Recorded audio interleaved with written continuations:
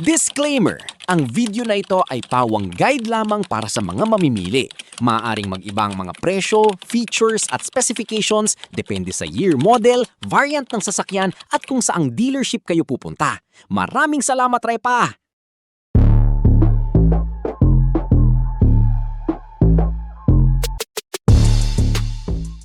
Kamusta mga Repa? Matapos unang ipasilip ng Mitsubishi Motor Philippines Corporation o MMPC ang kauna-unahan nitong plug-in hybrid electric vehicle o PHEV sa ginanap na 10th Philippine International Motor Show o PINS ngayong taon, tuluyan na nitong ihahandog ang pinakabagong teknolohiya sa mga Pilipinong motorista. Ang sasakyang matagal nang hinihintay ng maraming Mitsubishi fans ay nakatakdang opisyal na ilunsad sa Pilipinas sa Agosto 20, 2026 at ito ay walang iba kundi ang ika-4 na henerasyon ng Mitsubishi Outlander GT PHEV. Ang pagdating ng bagong Outlander GT PHEV ay isang mahalagang hakbang para sa Mitsubishi sa lokal na merkado. Habang patuloy na tumataas ang demand para sa mga mas matipid at mas environment-friendly na sasakyan, layunin ng kumpanya na pagsamahin ang lakas ng isang tradisyonal na gasoline engine at ang kahusayan ng electric vehicle sa isang premium mid-size SUV. Dahil dito, inaasahang magiging isa ito sa mga pinaka-advanced na SUV na ilulunsad ngayong taon. Sa unang tingin pa lamang, mapapansin na agad ang mas moderno, elegante at agresibong disenyo ng bagong Outlander GT PHEV. Nagtatampok ito ng pinahusay na dynamic shield front fascia ng Mitsubishi na may mas malalaking grille, mas matalas na LED headlights at mas matipunong bumper na nagbibigay rito ng mas premium at mas matapang na presensya sa kalsada.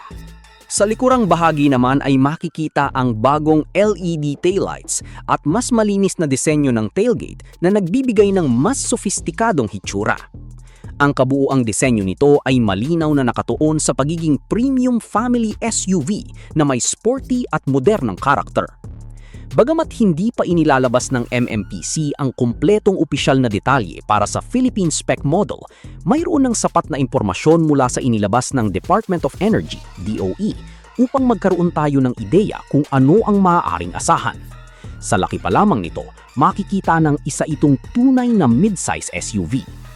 Ang bagong Outlander GT PHEV ay may habang 4,720 mm, lapad na 1,862 mm at taas na 1,751 mm.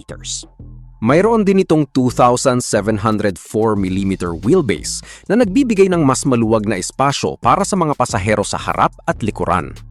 Ang 199 mm na ground clearance ay sapat upang makayanan ng iba't ibang kondisyon ng kalsada sa Pilipinas, kabilang ang mga lubak, baha at hindi simentadong daan. May curb weight itong humigit kumulang 2,115 na kilo na normal para sa isang plug-in hybrid SUV dahil sa laki ng baterya at dual electric motor system nito. Samantala, mayroon itong 570 kg payload capacity, kaya kayang magsakay ng buong pamilya kasama ang kanilang mga bagahe nang hindi isinasakripisyo ang performance. Isa sa pinakamalaking highlight ng Outlander GT PHEV ay ang makabagong powertrain nito. Pinagsasama nito ang isang 2.4-liter 4-cylinder MIVEC gasoline engine na kilala bilang 4B12 at dalawang high-output electric motors, isa sa harapan at isa sa likuran. Ang gasoline engine ay may kakayahang gumawa ng 133 PS at 195 Nm ng torque, habang ang front electric motor ay nagbibigay ng 116 PS at 255 Nm na torque. Ang rear electric motor naman ay mas malakas pa na may 136 PS at 195 Nm na torque. Ang kombinasyon ng gasoline engine at dalawang electric motor ay nagbibigay ng mahusay na balanse sa pagitan ng lakas, acceleration at fuel efficiency. Dahil may electric motor sa parehong harap at likod, natural ding nakakamit ng Outlander GT PHEV ang all-wheel drive capability nito. Ang power ay ipinapadala sa 4 na gulong sa pamamagitan ng reduction gearbox na espesyal na idinisenyo para sa mga electrified vehicles. Ang resulta ay mas mahusay na traction, mas ligtas na pagmamaneho sa madulas na kalsada at mas kumpiyansang performance kahit sa paakyat o mas mahirap na terrain. Ang puso ng electrified system nito ay isang 22.7 kWh lithium-ion battery pack na mas malaki kumpara sa mga naunang henerasyon ng Outlander PHEV. Kapag fully charged ang baterya, kaya nitong bumiyahi gamit lamang ang electric power ng hanggang 86 kilometers batay sa WLTP testing standard. Para sa karamihan ng mga motorista, sapat na ito upang magamit sa pang-araw-araw na pagpasok sa trabaho o paghatid ng pamilya nang hindi na gumagamit ng gasolina.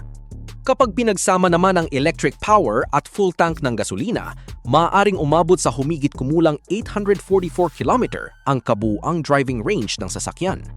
Dahil dito, nababawasan ang tinatawag na range anxiety na karaniwang nararanasan ng mga gumagamit ng purong electric vehicles. Kung mahaba ang biyahe, otomatikong tutulong ang gasoline engine upang mapanatili ang takbo ng sasakyan at ma-recharge ang baterya kung kinakailangan. Isa pang natatanging tampok ng bagong Outlander GT PHEV ay ang vehicle-to-load o V2L function. Sa pamamagitan ng teknolohiyang ito, maaaring gamitin ang baterya ng sasakyan bilang portable power source. Maaari nitong paandarin ng iba't ibang appliances gaya ng electric fan, ilaw, laptop, rice cooker o iba pang maliliit na kagamitan kapag nawala ng kuryente sa bahay o kapag nasa camping at outdoor activities. Isa itong praktikal na feature na lalong kapaki-pakinabang sa mga bansang madalas makaranas ng bagyo o power interruption. Pagdating naman sa interior, inaasahang mag-aalok ang Outlander GT PHEV ng isa sa mga pinaka-premium na cabin sa lineup ng Mitsubishi. Sentro ng dashboard ang isang 12.3-inch touchscreen infotainment system na may suporta sa wireless Apple CarPlay at Android Auto, kaya mas madali ang pagkonekta ng smartphone para sa navigation, musika at komunikasyon.